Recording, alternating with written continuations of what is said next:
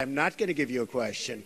You are fake news. U.S. President Donald Trump's administration's view of traditional news media as the opposition party and fake news is turning out to be the best hope in 2017 for news outlets struggling to attract more viewers and digital readers. There's reason for optimism among newspaper executives. The New York Times, which Trump has referred to as failing in his Twitter messages, said readership is up now more than ever. And the shift in the newsroom's energy? It's been dramatic. It feels like, news organizations have went through this period of like several years where we had to debate what the future looks like, what's our role in the digital age, and all of a sudden, after this election, it's just clear. It's clearer than it's ever been, possibly in my whole, 40 years as a journalist.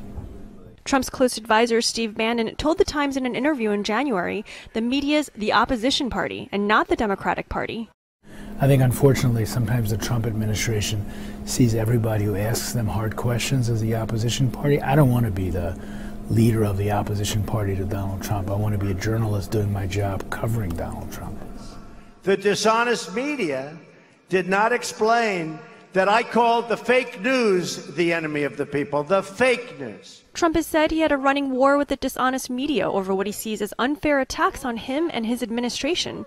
But those statements have produced a bump in readership and viewership in news outlets like the New York Times, the Washington Post, and CNN.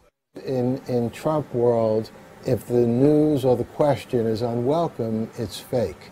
And what that in turn does is it makes people want to look at those reports even more carefully. So CNN's ratings actually increased after that as well. Gary Abernathy, publisher and editor of the Times-Gazette, one of only 6 newspapers across the country to endorse Trump when he was running for president, said anything Trump does or says is good for the media's ratings. President Trump often says to the media when he does a press conference or something, hey, I'm great for your ratings. Your ratings are up, and I'm not sure I would be just saying that, but he is stating the obvious. He is good for their ratings. He's good for every media. He's good for us. You can just cover Donald Trump very fairly and very accurately, and you're still going to have a bump in readership just because people are interested in all things Trump, whether they love him or hate him. No, not you. Not you. Your organization's terrible.